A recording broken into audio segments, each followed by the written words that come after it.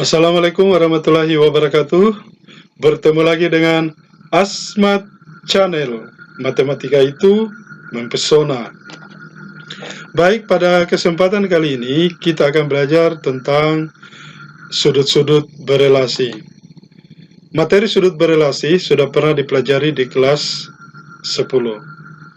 Tapi alangkah baiknya kita ulas sedikit lagi tentang sudut berelasi. Untuk memahami sudut berelasi, maka bidang datar ini kita akan bagi menjadi 4 bagian. Pertama kita bagi dulu 2 bagian, yaitu atas dan bawah. Kemudian kita bagi lagi kiri dan kanan, sehingga kita dapatkan 4 bagian pertama ini, 4 bagian yang kedua, 4 bagian yang ketiga, dan 4 bagian yang keempat. Untuk lebih memfokuskan karena daerah bidang datar begitu luas, maka di sini kita bentuk lingkaran seperti ini. Baik, di sini kita berikan 0 derajat, di sini 90 derajat, kemudian di sini adalah 180 derajat, kemudian di sini 270 derajat, kemudian di sini adalah 360 derajat. Daerah dari 0 derajat sampai 90 derajat itu disebut kuadran 1. Kemudian daerah dari 90 derajat sampai 180 derajat ini, sini, itu adalah kuadran kedua. Daerah 180 derajat sampai 270 ini daerah kuadran ketiga. Sedangkan dari 270 ke 360 itu disebut kuadran keempat. Sudut berelasi yang diberikan pada kuadran pertama itu kita akan lihat sin, cos, tangen dulu. Ini adalah persamaan dasar dari sin, cos, tangen, di mana sin bernilai positif, cos bernilai positif, tangen bernilai positif di kuadran pertama. Ini juga artinya kebalikan dari sin seperti kosekan juga positif, kebalikan dari cos yaitu sekan juga positif, dan kebalikan dari tangen yaitu kotangen juga bernilai positif. Kemudian di kuadran kedua diberikan rumus seperti ini. Sin positif, cos negatif, tangen negatif. Ini juga terkandung maksud bahwa kebalikan dari sin cos tangen nilainya bersesuaian dengan sin cos tangen. Misalnya, sin positif berarti kosekan juga positif. Kalau cosnya negatif berarti sekannya juga negatif. Kalau tangennya negatif berarti kotangennya juga negatif. Untuk di kuadran ketiga seperti ini, yang positif adalah tangen. Juga di dalamnya terkandung maksud bahwa kebalikan dari sin, cos, dan tangen juga nilainya sesuai dengan nilai sin, cos, dan tangen. Kemudian di kuadran keempat diberikan rumus seperti ini, yaitu sin yang negatif, cos positif, tangen negatif. Maka juga terkandung maksud yang sama bahwa kebalikan dari sin, cos, tangen juga bernilai sama dengan sin, cos, tangen, yaitu kosekan bernilai negatif, sekan positif, dan kotangen negatif.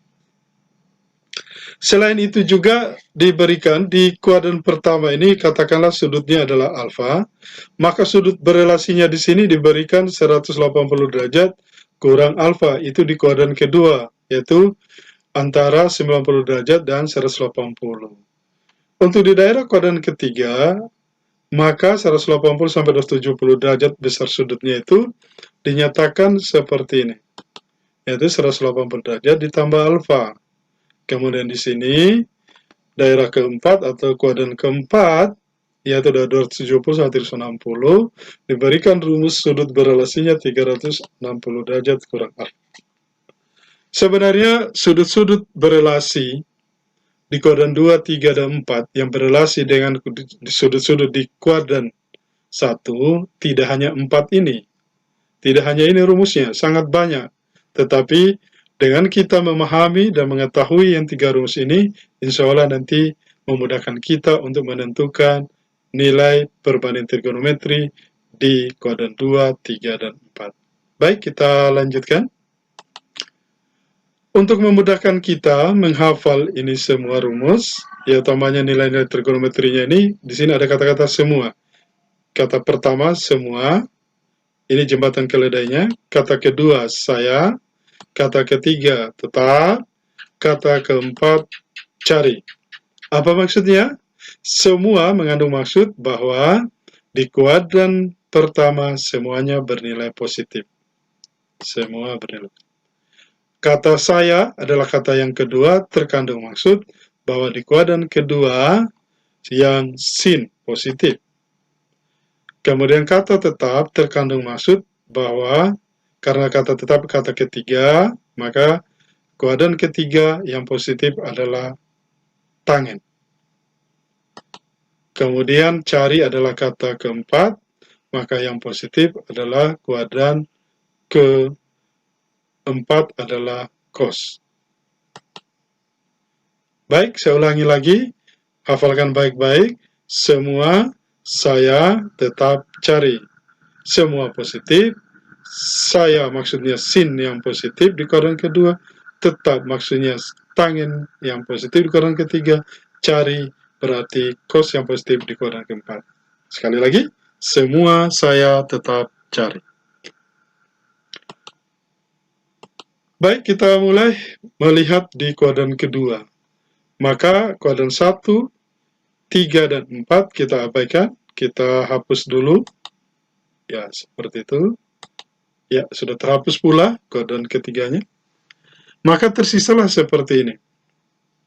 Bagaimana kita menggunakan rumus-rumus yang ada di kuadran kedua ini? Maka kita harus memahaminya dengan contoh berikut. Berapakah sin 120 derajat? Berapakah nilai sin 120 derajat? Caranya adalah, lihat, 120 itu terletak antara 90 dan 180. Artinya, dia berada di kuadran kedua.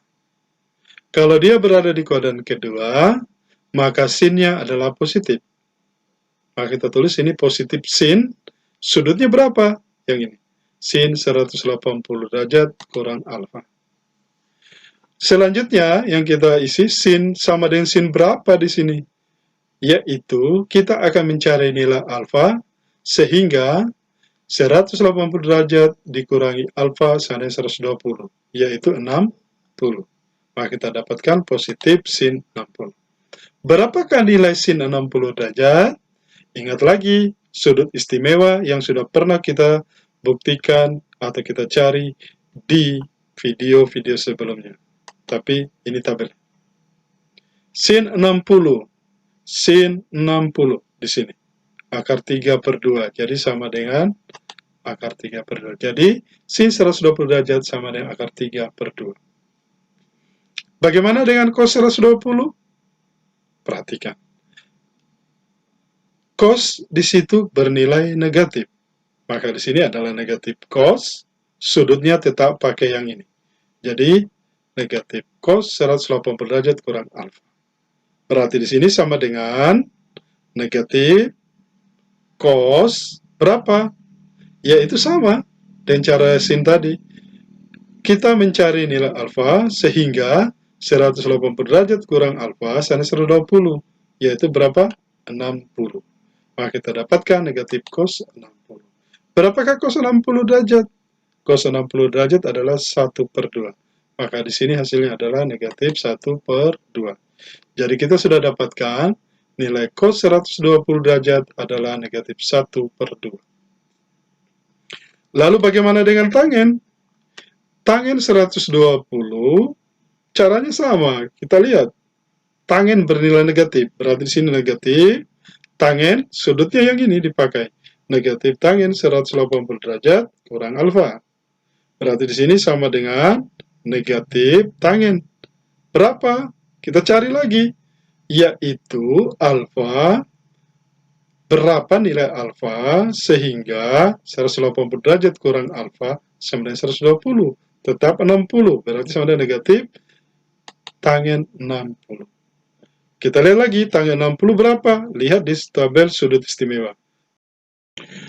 Baik, kita lanjutkan bahwa negatif tangen 60 derajat, maka kita lihat lagi berapakah tangen 60 derajat, yaitu lihat tangen 60 adalah akar 3, maka di sini sama dengan negatif akar 3. Jadi tangen 120 derajat sama dengan akar 3. Demikianlah contoh-contoh kita menggunakan rumus-rumus yang ada pada kode kedua. Jadi seperti ini contohnya. Untuk memahirkan kita lihat dulu latihannya. Latihannya adalah gunakanlah rumus sudut berelasi kode 2 untuk melengkapi tabel di bawah ini. Mana tabelnya? Ini.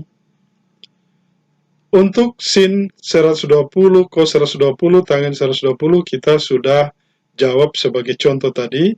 Maka pekerjaan peserta didik sekalian adalah mencari 135 derajat, 150 derajat, 180 derajat, berapakah sin mereka, berapakah cos mereka, dan berapa tangen mereka.